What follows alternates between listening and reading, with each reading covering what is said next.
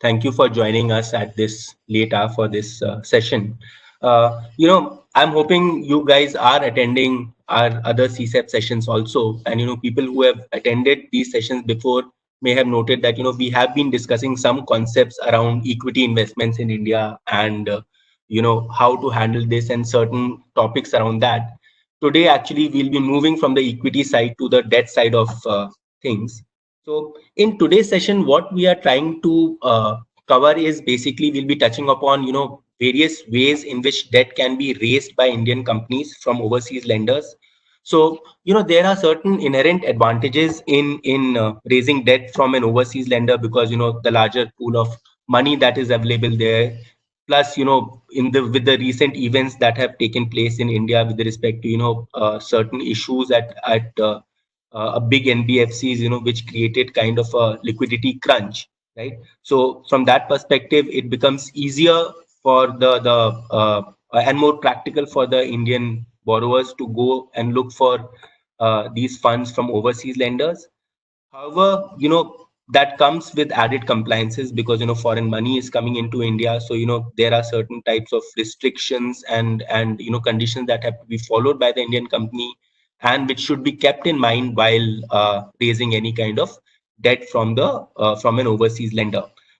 This discussion also becomes very important. In today's time when there is stress in the Indian market. The companies, their sales have dipped because of the lockdown issue, and there is a they are starving for cash, right? So in that perspective, it becomes even more important, and with the rupee depreciating, etc., it becomes even more important to discuss this on ways in which Indian corporates can raise debt from overseas market, right? So I think with this background I would move to the panelist. And Poonam, I would first like to come to you. So, we have all heard that, external commercial borrowings, we have, heard about them, from Japanese investors and, lenders, etc., investing money in the India through the external commercial borrowing, or as we call it, ECB route, right? So, can you tell our participants, what are the key aspects of the ECB route, and what are the key considerations that should be kept in mind while raising this debt? Sure. Thanks, Parag. So, good evening to everyone. Like Parag said, we'll be discussing the basic debt routes in India today in our session. And one of the most popular routes is ECB or external commercial borrowings. External commercial borrowings are commercial loans that are taken by an eligible Indian entity from a recognized lender from outside of India. The ECB framework was actually recently revised by the RBI early last year. And the changes that have made it easier for eligible Indian entities to borrow from offshore recognized lenders to such an extent that with the kind of changes that have been reflected, India has actually seen an increase of at least 30 to 40% in its borrowings in FY19 as compared to its previous year.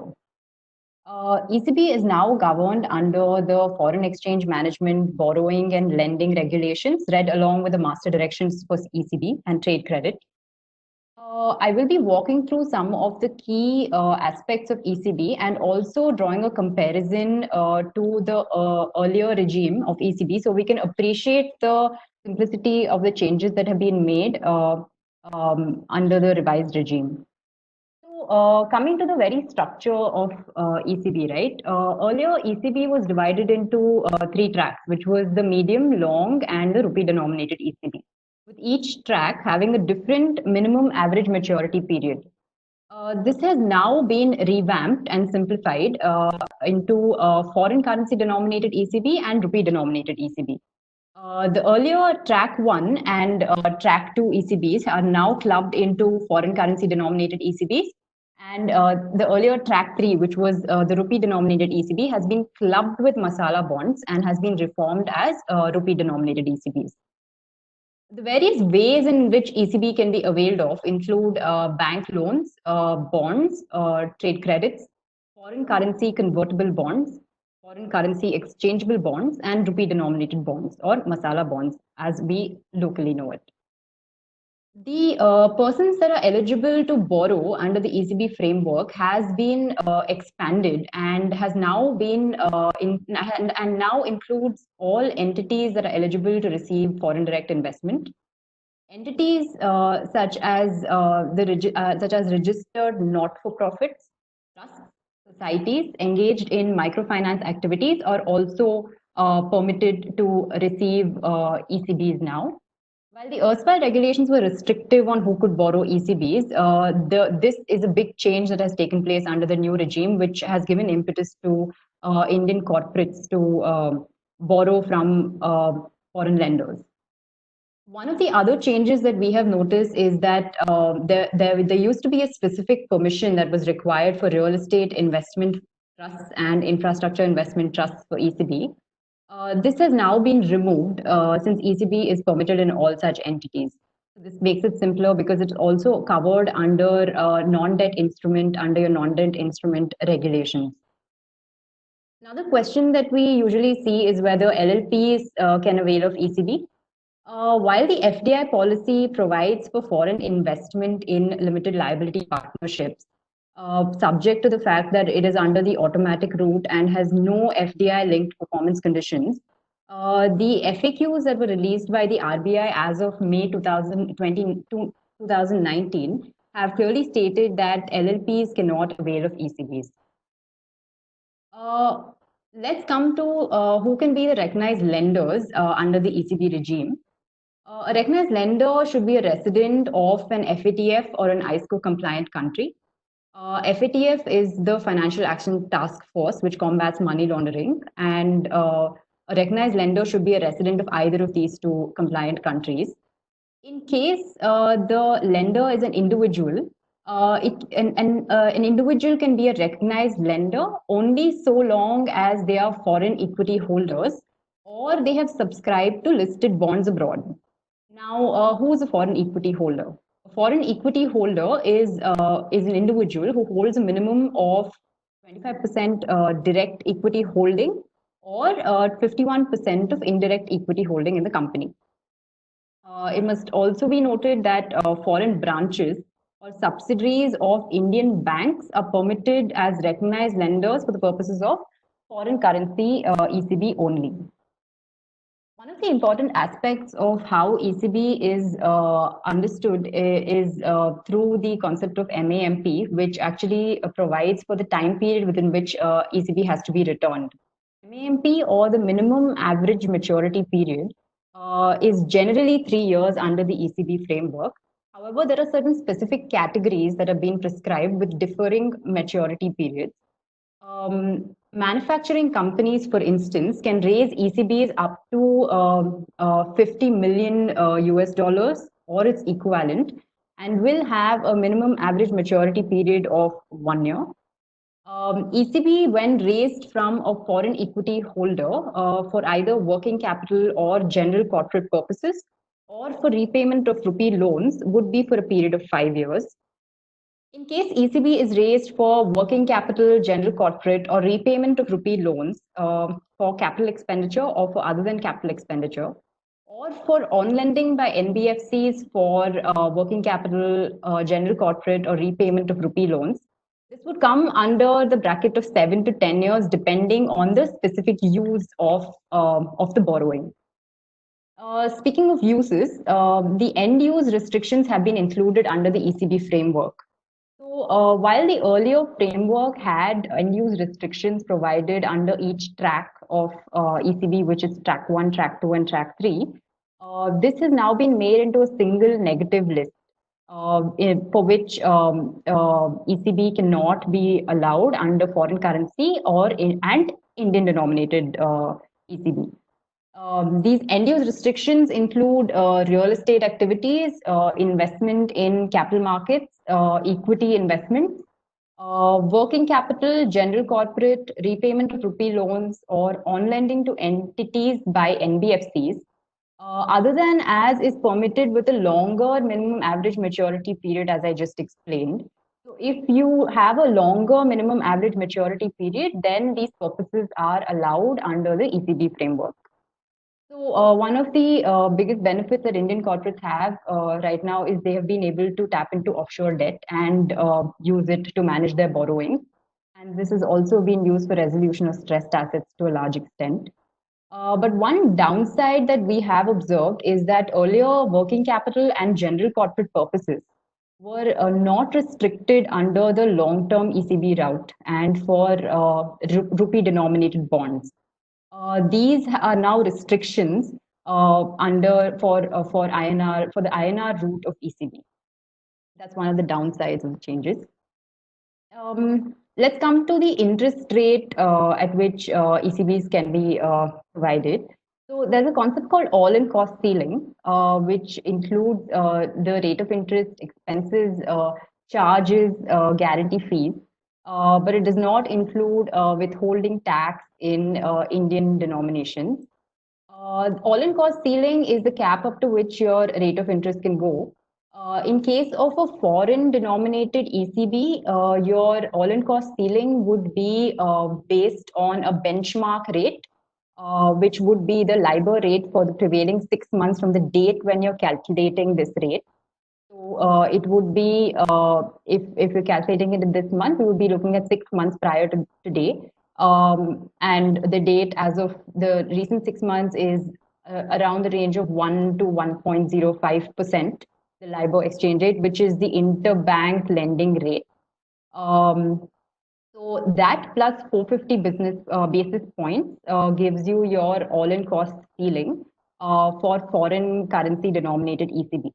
Similarly, your Indian rupee denominated ECB will be based on a benchmark rate, which will be the prevailing yield of the government securities of a corresponding maturity plus 450 basis points.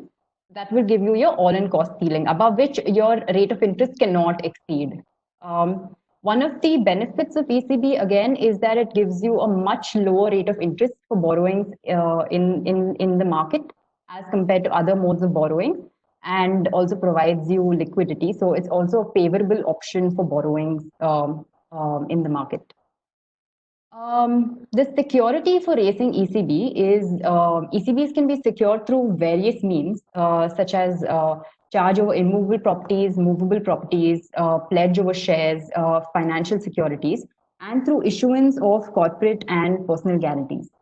Some of the key points that we need to remember in this regard is that an NOC from an existing lender should be obtained for creation of a charge. In case of a immovable property, upon invocation of charge, the property can be sold only to a person resident in India. The non-resident lender cannot at any point of time acquire the immovable property. In case of movable assets, the lender can take over movable assets only for the outstanding claim of ECB. And movable assets can be taken out of the country only upon an NOC that's being provided from the domestic lenders, which I just mentioned.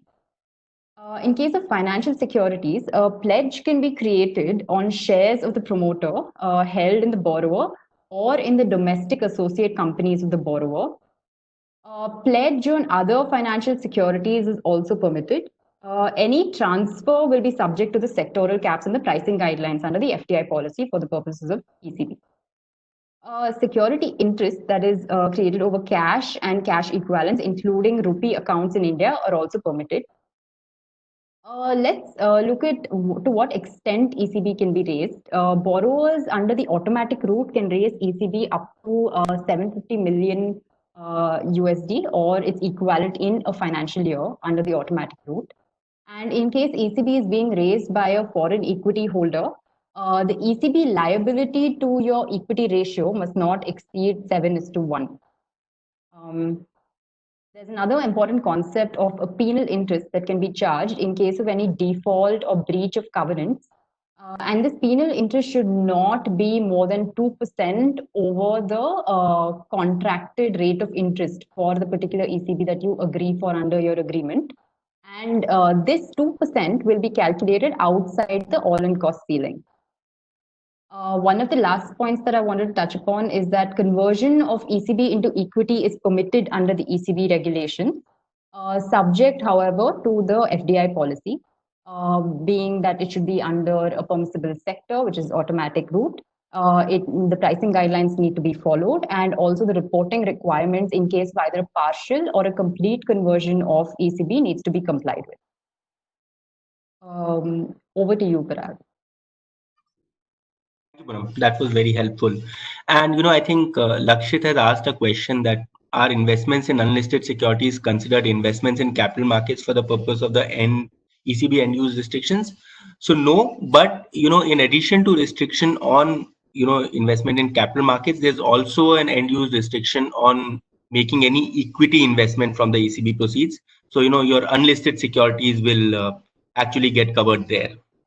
I hope that answers your question. So, moving on. So, while we discuss that, and Poonam threw light on the key aspects of raising, external commercial borrowings, I would now like to move on to Anusha.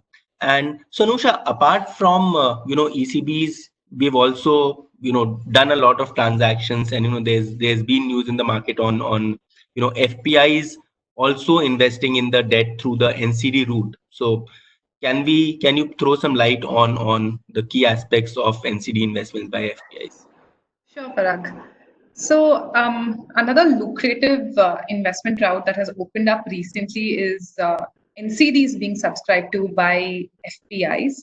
So in November 2016, the FPIs were permitted for the first time to invest in debt securities such as your non-convertible debentures. An FPI is primarily a foreign portfolio investor, and they are regulated as per the SEBI FPI regulations. So the investor needs to be registered as an FPI as per the SEBI FPI regulations. So let's discuss on what are the different types of instruments they can invest in, and then see what are the conditions that need to be met in order for an FPI to be issued NCDs, and what are the pitfalls or the drawbacks of this route for FPI investors. So to begin with, the instruments that an FPI can invest in is basically the list of instruments has set out in Schedule 1 of the Debt Regulations 2019. One of the instruments is a non-convertible debenture or bonds, and both listed and unlisted NCDs are permitted to be issued to FPIs. For the purposes of the session, to keep it brief and to go into the depth of it, we will be discussing only NCDs that are issued by private companies to FPIs. Two quick points that come to my mind when we talk about FPIs being issued NCDs is A, the NCDs cannot be partly paid up. They must be fully paid up when they're issued and allotted to the FPI. And secondly, from a company perspective, the FPI needs to be the NCDs must be provided in DMAT form and not in physical format. A lot of times companies don't realize this, and in the last minute, they will need to open up their DMAT accounts to ensure that only DMAT NCDs are issued to FPI, as this is a requirement under law. Let's understand some of the terms and conditions also of issuance of these NCDs to FPIs. So the first is with respect to the tenure. This is for all debentures. As per the Companies Act, debentures must be redeemed within a period of 10 years. So therefore, even your NCDs which are issued to FPIs must have a redemption date that is within 10 years only. It cannot, except in certain sectors like infrastructure, where it's allowed for a much longer period of 30 years. But for most other cases, it is 10 years. And apart from this, the FPI regulations also have a security-wise limit that each FPI can invest in. So for instance, your short-term investments, that is basically investments which are less than 1 year, an FPI, its total aggregate investment into in companies in India, the short-term investment must not exceed 30%. Till around Jan 2020, it was 20%, but in order to promote more short-term debt investment in Indian companies, the government has increased this limit from 20% to 30%. So apart from this, the next important condition is the minimum residual maturity requirement, or basically what is the lock-in. Currently, for FPIs, the minimum residual maturity requirement or lock-in is 1 year. This has been applicable from June 2018, and this is great because today your non-resident FPI and your domestic lender are pretty much on the same plane so far as your lock-in is required. Prior to 2018, the minimum maturity requirement was 3 years, and this turned out to be a big hassle for FPIs because conditions such as your prepayment of a loan or by the company, or if they wanted a shorter tenure, those were not granted because your minimum requirement was 3 years.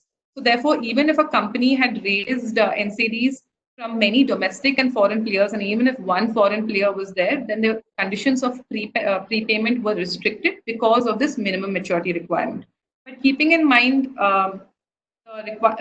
given that NCDs in the FPI route are very popular, the government revised this framework, and now your lock-in period is just 1 year.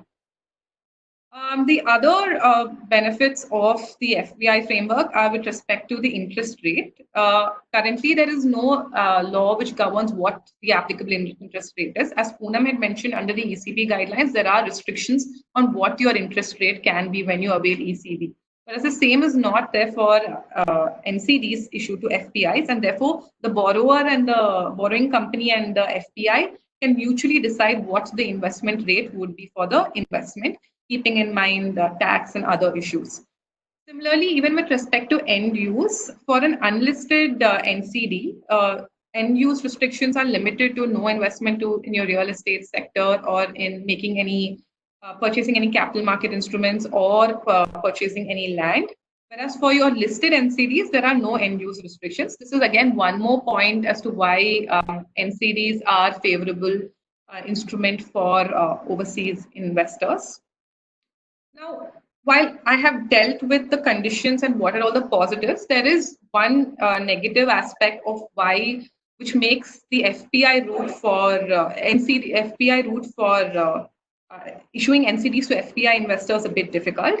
That is the single investor limit, which has been given by the FPI regulations. So what does this mean? This primarily means that any investment by an FPI or its related entity in any company cannot be more than 50% of the issuance of NCDs by that company. Put simply, anytime a company wants to issue NCDs, it will need a minimum of 2 FPIs who are unrelated to subscribe to that issuance in a 50-50% ratio. So this is a bit of a drawback because anytime a company is looking to raise money, not only will it have to find an FPI investor willing to invest, it will also have to find a second one, and both of them will have to invest 50%, and both of them will also have to agree to the terms of such issuance. So this is a bit of a drawback because it becomes very difficult for companies in India to quickly raise debt, and this has been an impediment. In the past, the idea actually behind having something like this is to ensure that the risk from allotment of NCDs is diversified and it's not just one FPI player who's going to take the entire risk. A similar concept was also there in the past called the single group concentration norms, which was repealed given how difficult it was for FPIs to meet the requirement. Under that previous regulation, no FPI was allowed to hold more than 20% of investment in one single company. So which effectively meant that every FPI, whether it's incorporated today or from the date of regulation, would immediately need to have 5 investments of 20% each at least to meet this requirement. Again, the rationale behind this was the same, that they must diversify their investments and not put all their eggs in one basket. But given how difficult it was for FPI investors to comply with the same, the government has scrapped this provision from 2019 February. Similarly, we hope that the single investor limitation of 50% will also be scrapped in the near future, or at least reduced or made much easier to comply with, so that more NCD investments can be taken by companies registered in India. So to sum up, basically, there are many advantages of the NCD route, NCD investment by FPIs, because there's limited end-use restrictions, there's no regulation with respect to the interest rates, and with a maturity period of 1 year, it is a very lucrative option. And as can be seen, the investment limit that is governed and regulated by the RBI to ensure that not too much debt comes into India for FPIs has been consistently increasing. Up to March this year, it was around 3,17,000 crores. And from April to September this year, they are planning to raise the limit to 4,29,000 crores, only expecting that there would be more NCD investment through the FPI route for NCDs. So it's if one or two of these shortfalls which I have spoken about are corrected, then this would be one of the most lucrative methods for a foreign investor to come and invest in debt securities in India.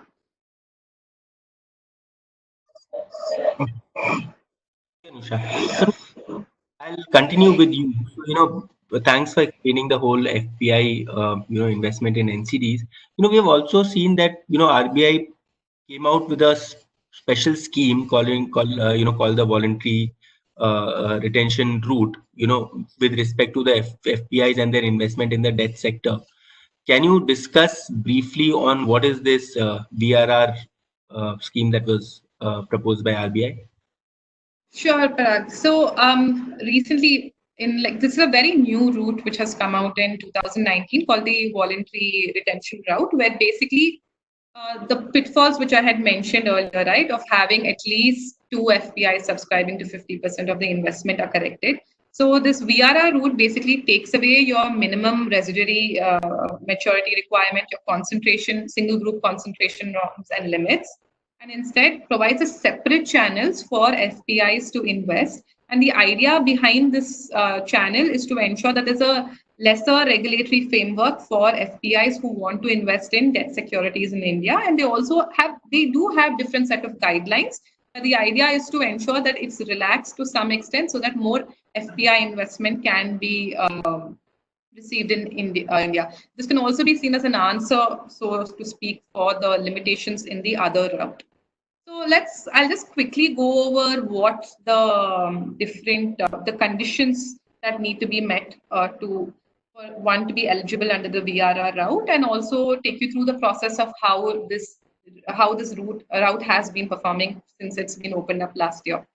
So the first thing is eligibility. Like here, any FPI which is registered with SEBI FPI regulation is eligible to participate in this route. There are certain terms and conditions. There are certain terms which I would first describe, and then I'll speak to you about the conditions. So one term that is used in this regulation is called a committed portfolio size, which is basically the amount of investment that is allotted to an FPI through an auction or a bid route when it wants to bid for a certain amount of investment that it wants to do into India. Basically, the government would open up certain saying that around 10,000 crores of debt can be invested into India, and then each FPI can bid for that. So whatever is the size that is allotted to the FPI investor, that is called the committed portfolio size. Now, unlike the minimum retention period for under the VRR route, unlike the other FPI route where it's just a minimum period of 1 year maturity, here the minimum retention period is 3 years or any other period as may be decided by the RBI when it gives each allotment. So now, when I say 3 years, I mean the 3 years from when this limit or this investment allotment is made to the FPI, then from that point onwards, 3 years is calculated. It is not a 3-year limit from the date on which the FPI makes investments into NCDs of companies. So therefore, if today your allotment limit is allotted to you of 10,000 crores, then your 3-year period of your minimum retention period of when that money must be kept in India starts from today. Then the other conditions are that there is a minimum investment requirement that at least 75% of your committed portfolio size must be invested in debt securities in India, your NCDs or corporate bonds. And this 75% must be done within 3 months of the limit being allotted to you. The calculation for whether you're meeting the 75% threshold is done on an as of end of day basis. So at the end of the day, you must ensure that you meet the criteria of at least 75% of your committed portfolio size being invested in India for the minimum retention period of 3 years. Now, let's also understand how does FPI investor exit under this route. So basically, at the end of your minimum retention period, you can either liquidate your investment and exit, or you can continue if you have a longer maturity period date for your debt investment, and once the maturity date is reached, you can redeem your investment. Or alternatively, you can also agree for an additional minimum retention period to be added on to your investment. There is one option for FPI investors who want to also exit before this minimum retention period of 3 years. They are permitted to sell their investments to other FPIs so long as the other FPIs comply with the conditions which I've just mentioned earlier. So typically, what we have seen is that both for the FPI and the general route and under the VRR route, it's basically primarily used by infrastructure companies where your rate investment is for a long duration of time. And more often than not, investors who invest in these companies would also like to fund some amount of the investment through debt, and they are willing to wait for the long term for the higher willing to wait long term for a higher return that they may get at the end of the long period of time. So therefore, even this VRR route is basically aimed at ensuring that there's more investment that comes into our infrastructure sector. Now, coming to how this investment is allotted to understand for an FPI, basically the regulations say that the VRR limits are either allotted through tap or auction. But as of 2020, Jan 2020 notification was released that currently your VRR investment limits are allotted through a tap date method, that is on your first come first serve basis till the investment limit that has been set out by the government is met. The Credit Corporation of India, CCIL, is what has been nominated as the body who will give this issue, allots the investment amounts to various FPIs, and will also set out the procedure for how this allotment will be done. The VRR route also, it's a very new route, but it's also been doing quite well because as of December 31st, 75,000 crores was set aside as investment amount through this route.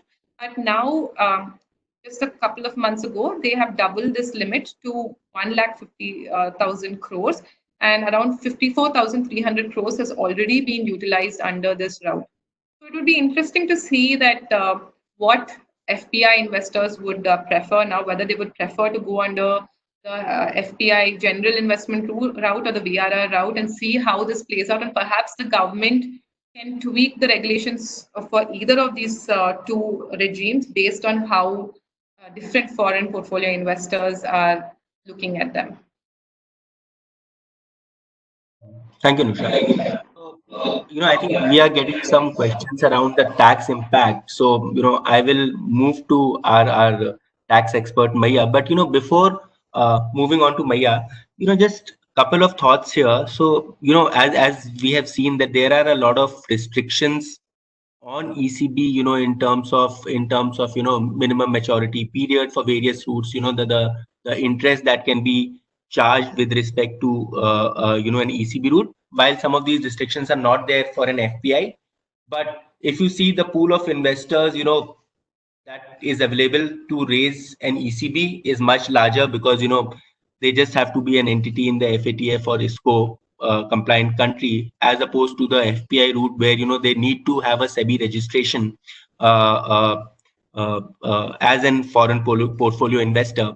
And what we have seen in the last few days, in the COVID situation, that there are people willing to put money into the Indian market through the debt route, charging a lower rate of interest, right? However, something that is really coming as an issue with respect to that is the minimum maturity period, right, with respect to these loans.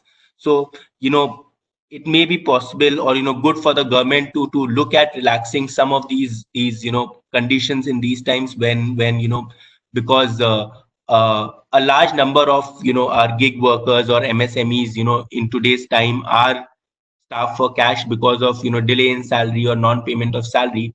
So, and there are NBFCs willing to give loans to these people with certain special conditions, providing moratoriums and at a lower rate.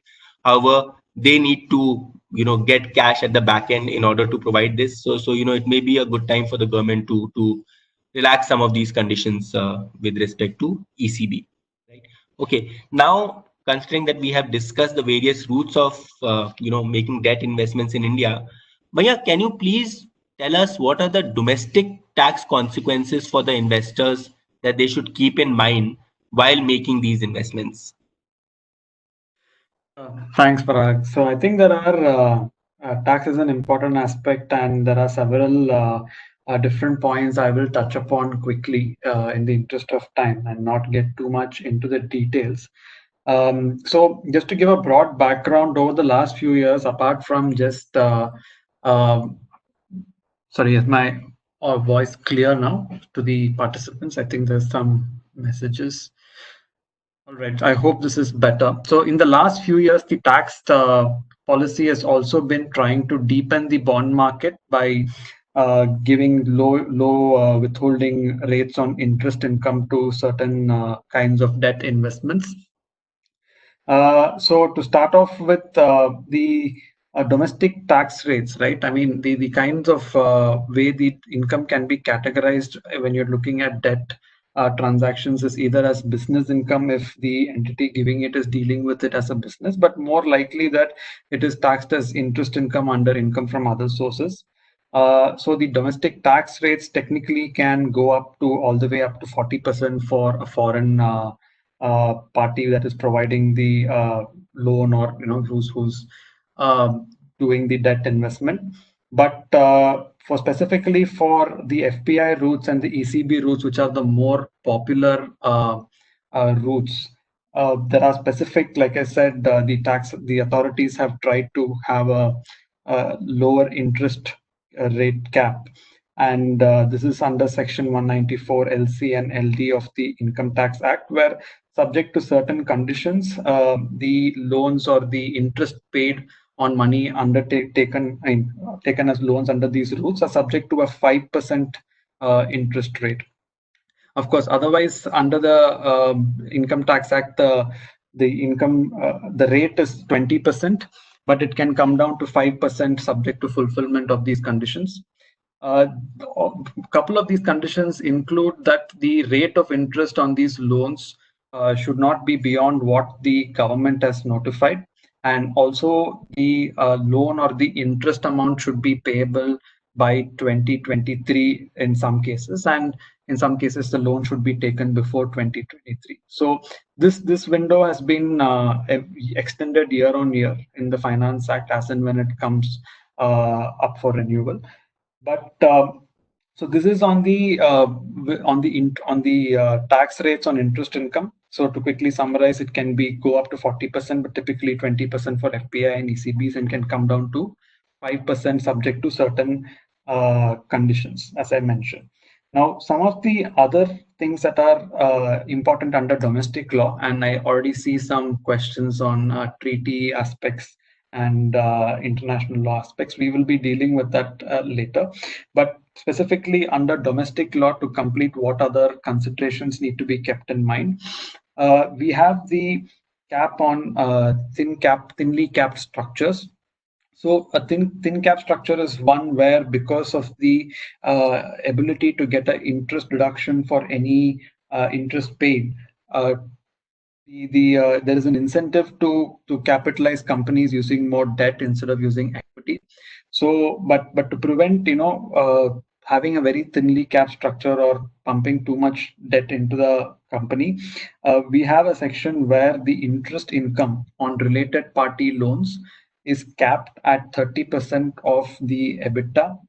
And if there is a certain amount of interest paid in a certain year that is beyond 30% of the EBITDA to a related party, then that interest expense gets disallowed. But you can carry it forward for 8 years and set it off in future years, provided that it is within the 30% EBITDA cap in subsequent years.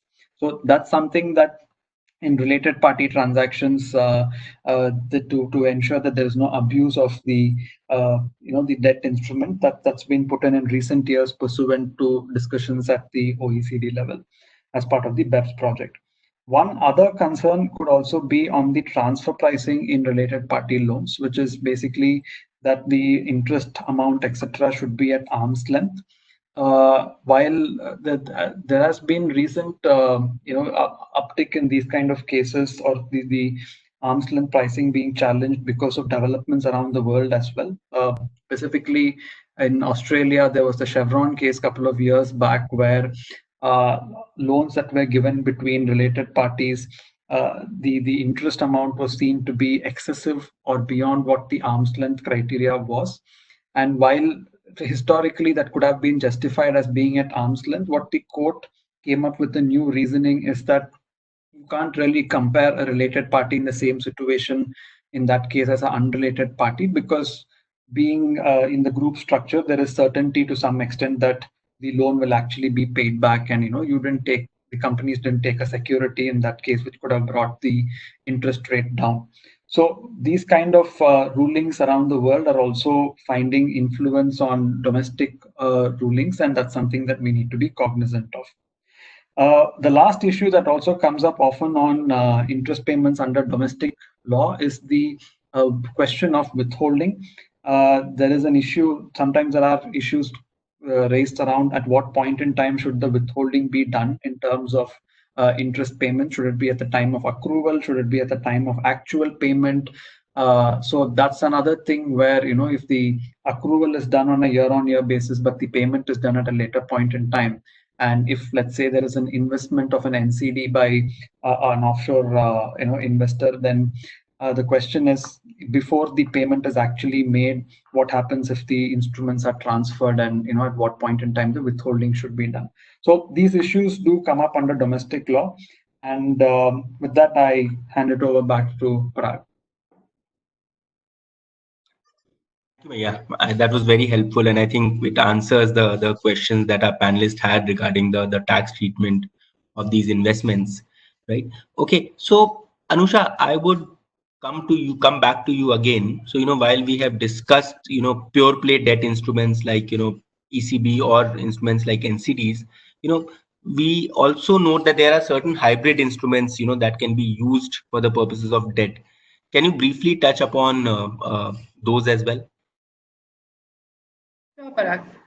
So, apart from like NCDs, there are also hybrid instruments. What Parag was speaking about are your instruments which can convert to equity, but are also in the nature of debt, such as your OCRPS, your optionally convertible redeemable preference shares, your optionally convertible debentures. These would constitute hybrid instruments.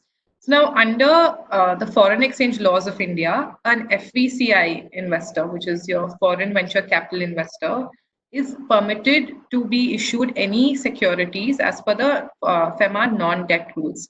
So by any securities, they mean even hybrid instruments such as your OCRPS or your OCDs or to be issued. So for a foreign venture capital investor, but there are some limitations as to who can issue these securities to an FVCI. So as per the regulations, if you see Schedule 7 of your FEMA non-debt rules, there are a list of 10 sectors in which FVCI investment is permitted. Now, these sectors include your biotechnology, IT related to hardware and software development, nanotechnology, seed, infrastructure sector, and so on. So the idea actually behind introducing these 10 sectors is that when FVCI investment was introduced, the government wanted to ensure that these particular 10 sectors grow and they get more investments. And therefore, that's why this list of 10 sectors was introduced with very few limitations on how an investor can come and invest in this under the FVCI. The other benefit of an FVCI investment, which makes it very lucrative, apart from the fact that they can invest in any securities, is that the pricing guidelines do not apply to them. As you may all know, that for under an FDI investment, for instance, an equity investment, there are certain pricing guidelines that need to be complied with. For instance, a non-resident investor cannot subscribe to shares below the fair market valuation of the shares on the date of subscription. But when it comes to FVCI investments, there is no such limitations or there are no such restrictions on price. Basically, an FVCI can either purchase or invest into a company at any price that is mutually acceptable to both the company as well as the FVCI, or buyer or seller in case of a secondary transaction. This is primarily the benefit of using the FVCI route is to have hybrid instruments which are in the nature of equity and debt. And another aspect of FVCI investment is that a registered startup, a startup which registers with the DPIIT, can also avail this route, because the law clearly FPI can also invest in a startup, irrespective of which sector it's operating in. So unlike a company which is not a startup, which has to fall in one of the 10 sectors set out in Schedule 7, in case you are a registered startup, then irrespective of the sector that you fall in, you can receive FVCI investment. The rationale behind this is the same. The government wants to ensure and boost investment in startups. So therefore, they're giving in foreign investors an easier route to make these investments. Okay, thank you, Anusha.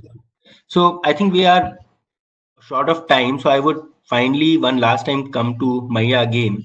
Maya, while we discuss, the domestic tax consequences, for the investors, can you also throw some light? What are the good jurisdictions to make these debt investments from, and how treaties can help in reducing the tax impact of these offshore debt instruments? Sure, Parag. So I think that's a important question, and considering that sometimes it's, as I had said earlier, under domestic law, it's possible that because you want to earn a higher earnout from the debt investment, the investor may not always want to comply with the government notified rate, which enables them to claim a 5% withholding rate on interest income. So what that basically means is that it's possible that for earning a higher interest rate or higher interest income, they may be subject to a 20% withholding. So that's a sort of situation where an ideal jurisdiction, if it is possible to invest through, becomes useful, because the treaty benefit will, in those cases, possibly reduce the effective rate of taxation. So from a purely objective standpoint, if you look at all the tax treaties, Mauritius still has the lowest withholding tax rate under the treaty. It's 7.5%. Most of the other treaties either have 10% or 15%. So you might think that Mauritius is a good place to try and make a debt investment from into India, but there are several things that have changed, and it comes with there are multiple hoops and requirements that need to be fulfilled and passed before we can say that the 7.5% interest cap would be applicable in this case. So 2 or 3 things that are applicable would be that one, I will be talking about how just under the treaty itself there are certain tests, such as the beneficial ownership test, which is required to be met for a non-resident investor to be eligible for the treaty benefit or the interest reduction. The second thing that we also have to keep in mind is that general anti-avoidance rules are also have come into force. So that's another consideration where they can look at the substance of the transaction and not at the form. And if there is not adequate substance, they can deny treaty benefit or any tax benefit derived from investing from Mauritius. The third thing is also a new development, which is the multilateral instrument, which is a multilateral treaty signed by India and several other countries pursuant to the BEPS initiative the last few years. It's finally come into effect from 1st April 2020, which also has a principal purpose test, which says that if the investment is made through a particular jurisdiction with the primary purpose or with the principal purpose of getting tax benefit, then that benefit will be denied. So keeping these in mind, so to quickly go through each of these in a little bit more detail, I'm aware of the paucity of time, so I won't deal with it in too much detail. But again, so to start off with, the first thing that needs to happen is that the beneficial ownership test for earning interest income under the India-Mauritius DTAA, let's say, for example, has to be satisfied. Now, this beneficial ownership test is there in all the other treaties as well, usually.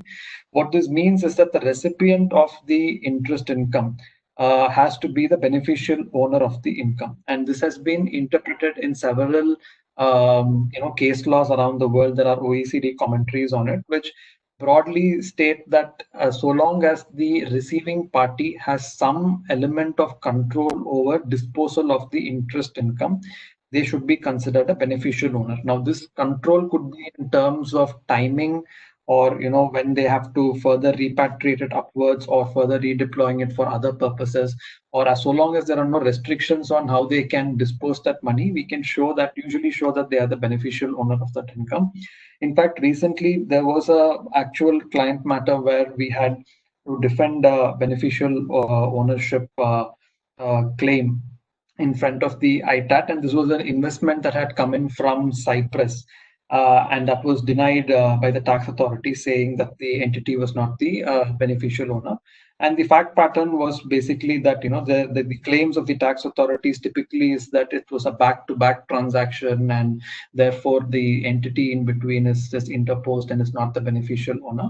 But we were able to successfully defend the matter in that case because we were able to demonstrate that it was not back to back, and that is partly factual because there was some element of the investment made by the fund into the entity in Cyprus, which remained with the entity and also earned some interest income. And also, once the interest income was earned, investment made into an Indian company through a debt instrument, that interest income was not passed on back to the fund or the holding company. So we were able to demonstrate that there were no strings attached so tightly that the entity was like a conduit or a pass-through. So that is sort of going to become more relevant for the claiming the lower rate on the treaties. Now, when we go to GAR, again, there are certain treaties like the Singapore Treaty which state that nothing in the Singapore Treaty, prevents GAR from overriding the benefits under the treaty. Whereas treaties like under Mauritius or other countries don't always expressly state that. But nevertheless, GAR starts with a non-obstantate clause, meaning they have an overriding effect under domestic law.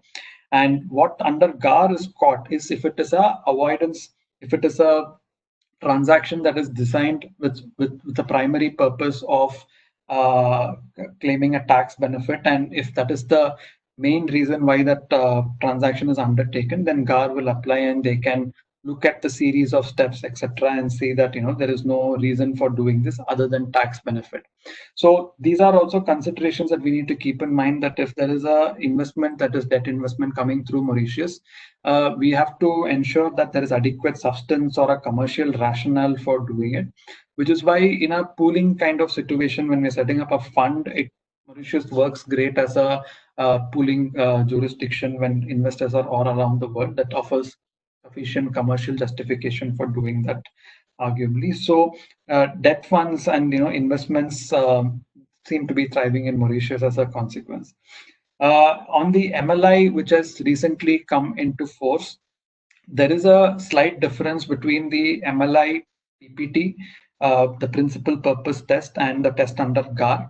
In some ways, under GAR, it had the tax benefit has to be the main purpose or the principal intention, whereas with respect to MLI, it is sufficient that one of the main purposes is tax, and that is good justification to deny the treaty benefit. Now, what typically happens in most transactions is that tax is always one of the considerations, if not the main consideration. So it might seem like it's very easy to get caught under the PPT test under MLI and have the treaty benefits denied. But there is an exclusion clause under MLI which also states that if the intention of the treaty, right, is proved to give that benefit, then that case you will be able to take advantage of the treaty benefit.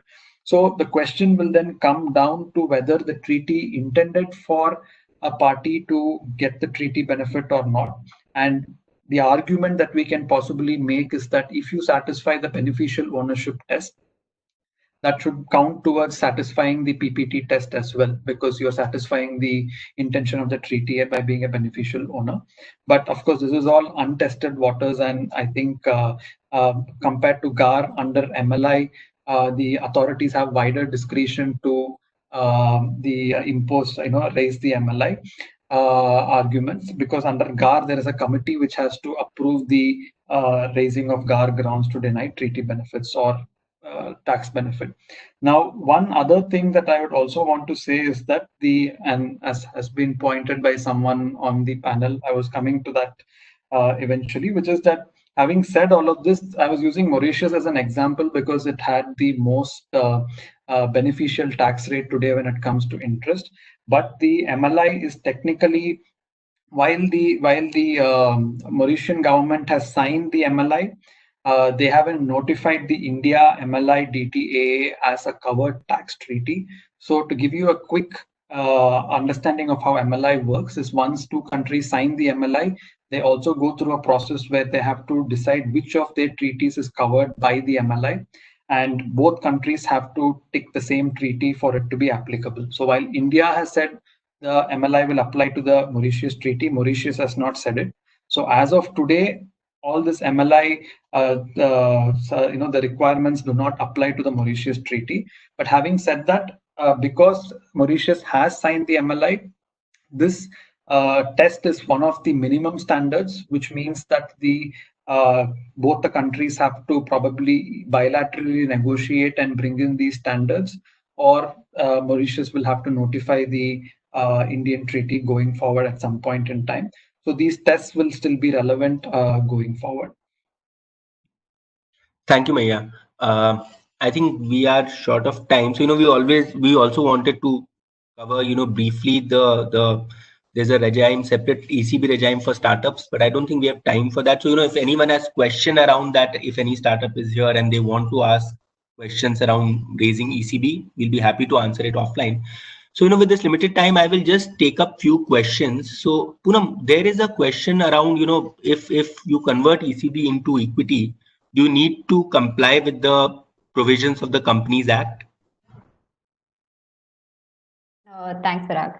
Yes, you will need to comply with the provisions of the Companies Act for the purposes of issuance of the equity shares then. Okay, great, thanks. Anusha, I think one question for you. So there's a question which says that, does the 30% threshold for less than 1 year maturity have to be maintained at all points of time? With passage of time, the residual maturity will reduce and higher part of the portfolio may have maturity less than 1 year if no additional NCDs are added. Right? So can you take this up?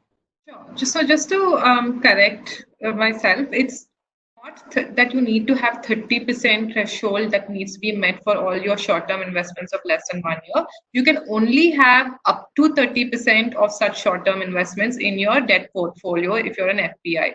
So it is not that is the minimum, but that is the maximum amount that you can have. And then your residual maturity in any case will be calculated from the date, it's under the general rule, from the date of your investment. So that should not be an issue while calculating the 1 year maturity period. Okay. Thank you, Nisha. I think there's one question on, if an Indian company which is, majority of which is held by foreign, entities, if it makes a downstream investment, in its subsidiary, then is it subject to ECB? So I'm assuming, that if the Indian company is giving debt to its wholly owned subsidiary, so that debt will not be subject to the provisions of ECB. Actually, we have a lot more questions. Unfortunately, we are out of time. So what we will try to do is we will try to respond to you individually on these questions in the due course of time. And thank you everyone for joining this session.